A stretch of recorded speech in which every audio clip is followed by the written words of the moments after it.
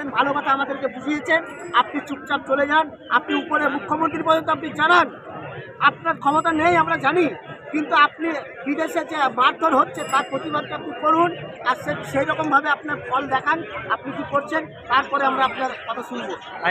আইসির সঙ্গে কি কথা হলো, আপনারা কি এই অবরোধ তুলে নেবেন এখন? না না না না, কোনো মতেই না। আইসি সাহেব এখান থেকে যাবে, ডিএসপি আসবে, এসপি আসবে, আমাদের মুখ্যমন্ত্রী আশ্বাস দেবে, আমাদের মুখ্যমন্ত্রী আশ্বাস দেবে, তারপরে এখান থেকে আমাদের চাকদার মধ্যে কেন মার হলো মুখ্যমন্ত্রী আপনি জবাব দেবেন না, আপনি আমাদের জবাব দেবেন না। চাকদার মধ্যে কেন আমরা বিপদে থাকবো? আমরা দেশে আমি সুরক্ষিত নই, আমি কেন আমার দেশে আমি বাস করছি স্বাধীন দেশে, কেন আমরা সুরক্ষিত? আপনি এইগুলো দেখতে পাচ্ছেন না?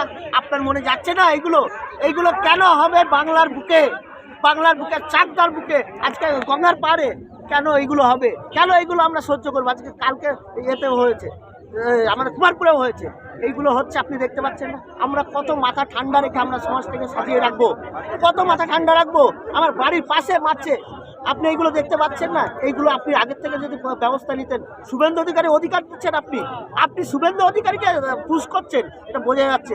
বাংলার আপনারা যেটা চাইছেন সেটা বাংলার মানুষ কখনোই করবে না। কখনো আমরা একসঙ্গে ভাইয়ের ভাই হয়ে আমরা থাকি, এখানে অনেক হিন্দু ভাইও আছে, আমরা হিন্দু মুসলিম একসঙ্গে আমরা গলা মিলিয়ে আমরা এখানে থাকি। আপনারা এটা কেন অশান্তি করতে চাইছেন বাংলার বুকে? আমরা বুঝতে পারছি না, কারণ আপনাকে এতদিন বলিনি আমরা, এখন কেন বলছি যে আপনি বিজেপির সঙ্গে আপনি আছেন, তার প্রতিবাদ করছেন না। অসীম সরকারকে কেন আপনি গ্রেপ্তার করলেন না এখনো পর্যন্ত? এত বড় একটা মন্তব্য করলো। আমরা মুসলিম সমাজ, আমরা কখনো শান্তি চাই, আমরা কখনো কোনোদিনকে কার সঙ্গে মারপিট যেতে চাই না। আমার সবাই ভাই, মুসলিম ভাই আমার যেই রক্তের যেটুকু সম্পর্ক, আমার হিন্দু ভাইও তাই, আমরা সেই রকমভাবে চলতে চাই। আর আজকে আপনি অসীম সরকার এখনো পর্যন্ত আপনি গ্রেপ্তার করলেন না, সে একটা প্রতিনিধি, তাকে আপনি ছেড়ে দিচ্ছেন। সাধারণ মানুষ তো করবে এইগুলো, কেন করবে না? সাধারণ মানুষ তো বলবেই, কারণ আপনি এত বড় একটা লোক বললো, তার বিরুদ্ধে এখনো পর্যন্ত কোনো স্টেপ নেওয়া হলো না, কেন এইগুলো করবে? বাংলার বুকে এইসব জিনিস আমাদের বাংলার মানুষ মেনে নেবে না।